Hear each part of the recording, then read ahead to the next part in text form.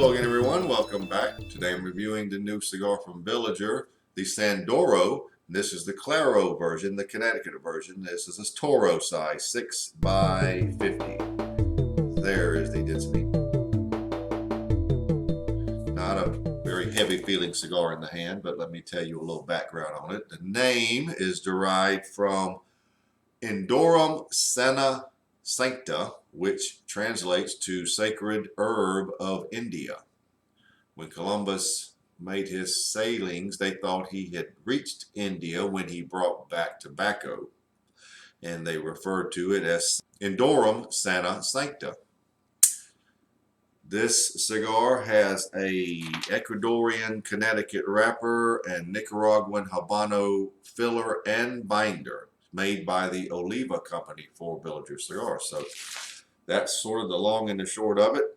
Nice golden shade wrapper.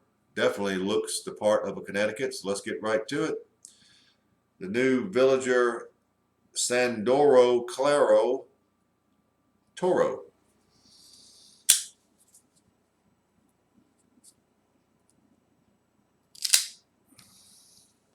That's about an effortless draw. Won't have any trouble with that.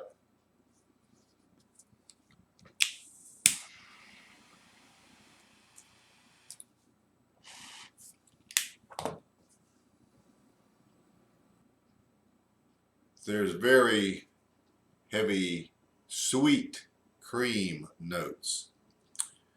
There's quite a bit of black pepper, which I would say is about 7.5, leaning toward an 8. It's actually a decent amount.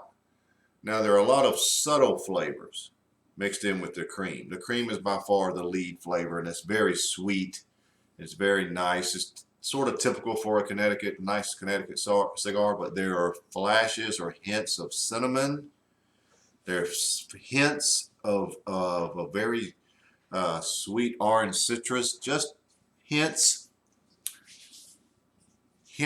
of brown sugar even, but not anything in any massive amount. It's just a very little wee amount. By far the sweet cream is the flavor, but you have just these little underlying flashes. And truthfully, there is a nice black coffee base, but it's not it's not overly noticeable. It is there. It's not an abundant amount, but there's a nice, because if it was just cream and sweet flavors, it would be very odd. So it does have a nice little black coffee base, but it's a subtle base. So that's how it starts. Strength-wise, mild at this point, and we'll see if it goes up. So sort of typical for a Connecticut, some untypical flavors for a Connecticut, with all those hints in there, and the hints make it very nice.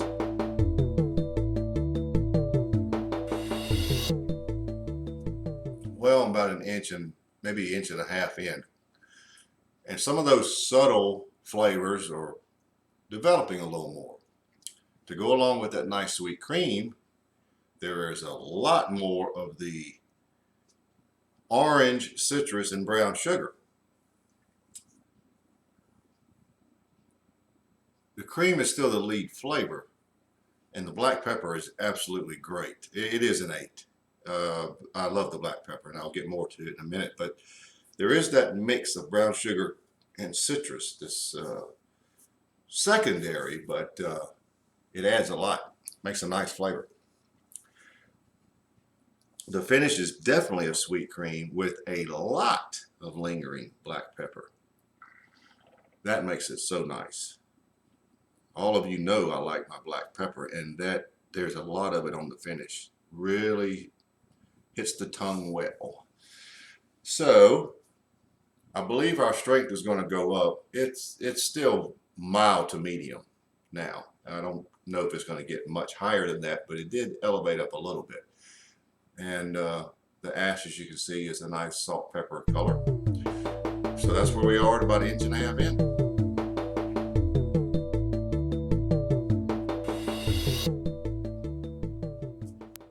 the band, as you can see. We'll call it the midpoint. I'm not sure we're just past it or right at it. Need to remove this band before it burns, but the cream notes that were so and still continue to be nice are no longer the absolute dominating flavor. It's more of a conglomeration. Now you've got the cream, you've got the citrus, and the brown sugar is now sort of taking on the more of a flavor of a light caramel.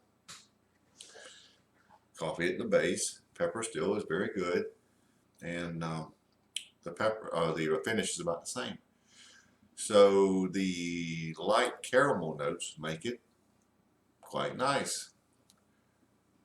That's about all I can say at the midpoint or just beyond. That's where we are.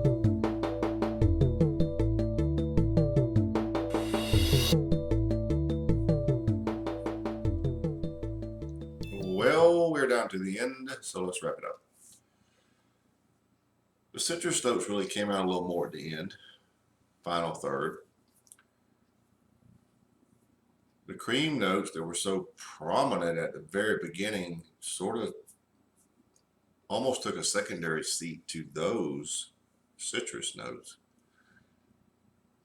The caramel notes became more of a toasted caramel. It almost had more of a toasted flavor, but that's what they were, mixed in with that citrus and then the cream and the coffee at the base.